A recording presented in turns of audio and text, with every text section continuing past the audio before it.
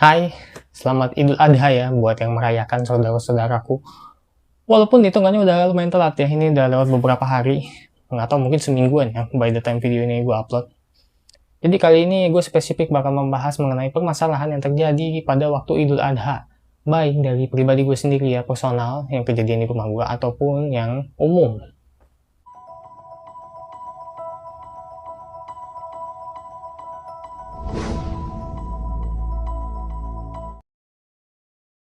Pertama, gue buka dengan pengambilan daging kurban di tempat gue, yang ini agak personal juga sih, agak curhat juga sih, tapi nggak apa-apa. Tapi yang gue mesti tekankan kalau misalnya jujur, manajemennya tuh parah banget. Banyak lah problemnya, mulai dari ngumpulin kartu dulu, kumpulin kartu beberapa orang terus baru dibagiin dagingnya, yang ujung-ujungnya malah ribet karena nggak tahu ini udah dapat belum, ini udah ngasih belum. Jadinya ya rancu gitu manajemennya gitu. Bahkan gue hampir nggak kedapetan gara-gara rebutan sama orang-orang itu ya. Padahal gue udah ngasih gitu. Harusnya kan logikanya biar lebih gampang kan, ya kartu kasih, daging langsung kasih gitu, daripada ngambil banyak orang dulu baru ngasih gitu. Itu PR banget sih. Belum lagi ribut perkara dulu-duluan kan, yang itu udah pasti lah. Kalau misalnya orang Indonesia tuh memang susah gitu, di budaya ngantri itu paling susah memang. Belum lagi ribut perkara kan ngumpulin kartu, catat nama atau nomor, yang dimana ya ampun, perlu dicatat ya kayak gitu-gitu ya. Dan pas dicek juga banyak yang nggak sesuai sama nama sama nomornya gitu, yang which is memang nggak masalah, karena kalau misalnya gue ada didaftarin sebagai nama orang tua gue terus gue yang ngambil ya bagaimana, kan gue nggak tahu kalau mereka daftarnya pakai nama siapa, distribusinya jadinya nggak merata kalau kayak begitu. Tapi ya udah sih, semoga diperbaiki lah di Idul Adha ke depannya, biar nggak jadi masalah lagi kayak begini. Karena kalau jadi masalah kayak begini, ujung-ujungnya apa, nanti pasti ada yang nggak dapat lagi. Walaupun kemarin gue lihat sih kelebihan ya dagingnya ya, jadi dibagi-bagiin lagi. Tapi ya udah, semoga diperbaiki biar nggak ribut lagi, terutama mama yang suka nyelonong gitu. Mesti sabar gitu. Kedua, masih datang dari pribadi gue, tapi lebih spesifikasi dari bapak gue ya. Jadi bapak gue kan dapat daging ketika pulang dari kantornya ya, yang dimana hampir busuk, hampir basi lah. Gara-gara ternyata motongnya tuh tanggal 27, literally habis sholat Idul Adha. Tapi ngebaginya tanggal 28 gitu. Katanya sih disimpan di kulkas dan masih dingin, tapi nyatanya baunya tuh nggak enak banget. Untung masih bisa diselamatin, cuman kan bahaya kalau kayak begitu ya. Bayangin kita dapat daging basi ya buat apa gitu kan, jadinya sia-sia. Manajemennya buruk banget sih itu juga parah juga sih. Dan bahkan nggak ada pemberitahuan gitu, mentang-mentang libur ya. Tapi nggak menutup kemungkinan juga kalau misalnya memang ya yang dikasih juga seadanya sih, nggak terlalu banyak. Bahkan kalah sama yang ada di tempat gua. Tapi ini bukan masalah kuantiti, masalah manajemen yang secara nggak langsung berarti mereka mengiyakan untuk ngasih daging busuk dong. Bukannya menuduh atau apa, tapi nyatanya harusnya dikasih tahu dari awal. Atau kalau perlu masuk aja gitu buat ngambil daging doang di itu kantor, daripada ngebagiinnya ujung-ujungnya udah hampir basi. Kan sayang juga, itu sapi kan lumayan mahal. Tapi ya udah, semoga nggak ada kejadian kayak gini lagi lah. Aduh, ada aja. Selanjutnya kita masuk ke beberapa masalah atau kasus yang terjadi sebaik sebelum atau saat Idul Adha. Ini kebanyakan sebelum sih, begitu gue cek lagi. Gue akan ceritakan 3 aja, kan aslinya tuh banyak banget. Jadi ya udah, biar durasinya nggak kepanjangan juga.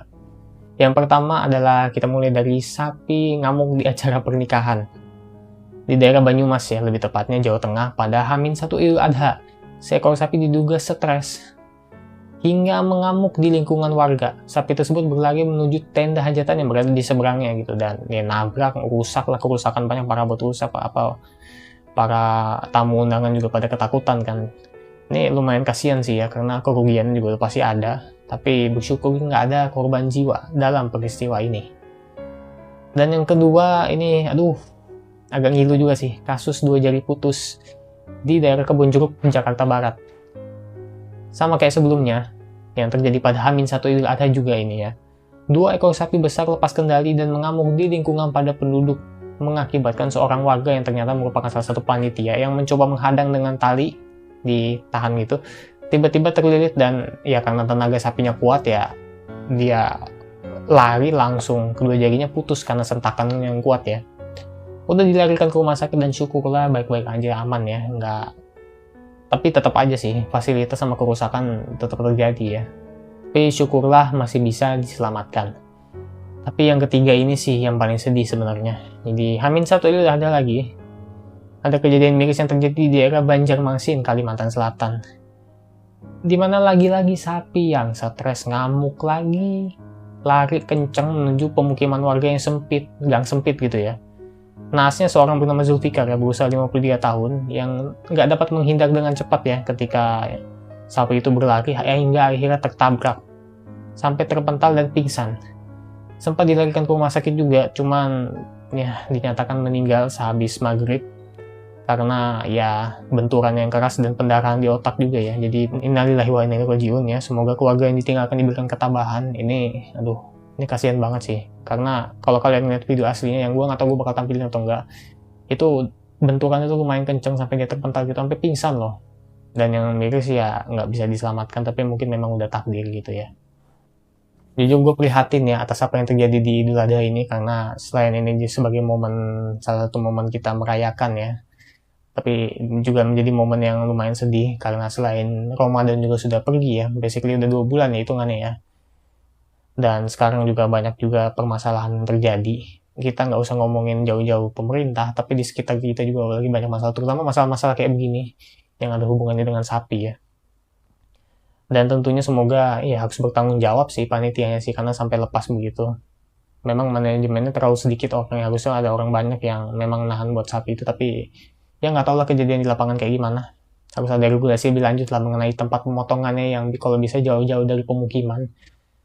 Atau ya penjagaan ketat lah biar kejadian kayak begini tuh tidak terjadi lagi.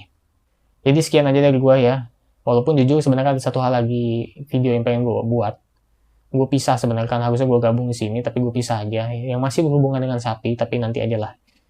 Jadi gimana daging kurban kalian? Kalau gue masih banyak, masih ada lah intinya, dan ya tentu saja tidak basi ya, tidak seperti yang dari kantor gitu.